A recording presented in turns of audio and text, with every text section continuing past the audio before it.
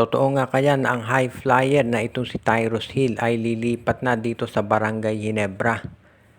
Sinabi ni Coach Tim Cone kamakailan lamang na 3 to 4 months hindi makapaglalaro itong si Jamie Malonzo dito sa Barangay Ginebra.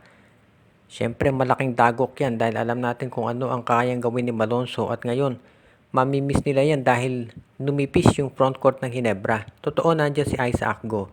Pero siyempre iba yung kargada ng katawan ng Christian Stan Hardinger. At inexperienced pa itong si Ben Adamos. Kaya sa tingin natin, actually itong si Ralph Kunga na power forward, undersized siya. Kaya nga importante talaga itong si Malonzo. Ito naman si David Morel, hindi masyadong ginagamit ni Coach Tim Cone. So posible na kunin ng Barangay Ginebra itong si Tyrus Hill mula dito sa Blackwater Bossing. Si Tyrus Hill napakalaki ng potential na player niyan. High flyer ito parang si Jamie Malonzo. Alam natin, nakikita natin nga pag nag-i-slam dunk yan. Ang problema, hindi siya masyadong na-utilize ni Coach Jeffrey Cariaso. So mukhang gusto itong kunin ngayon ng Barangay Ginebra. Pwede naman ang kapalit lang nitong si Tyrus Hill ay itong si Aljon Mariano o di kaya itong si Jason David dahil bench player din. So hindi naman yan magiging problema. Kung sakaling mapunta sa Barangay Ginebra itong si Tyrus Hill, baka sumobra sila sa PhilAm. So pwede nang i-trade ng Ginebra o kaya ilagay sa reserve list itong si Jared Dillinger. So hindi rin magiging problema yung dami ng field foreigner. Kung sakaling makuha ng Ginebra itong si Tyrus Hill, ang gandang bagay niyan. Unang-una, yung height ni Tyrus Hill ay parehas lang dito kay Jamie Malonzo. At yung estilo ng playing style nila pareho din.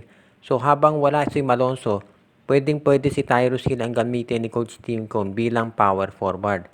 At yan ang magiging magandang plano ng Barangay Ginebra.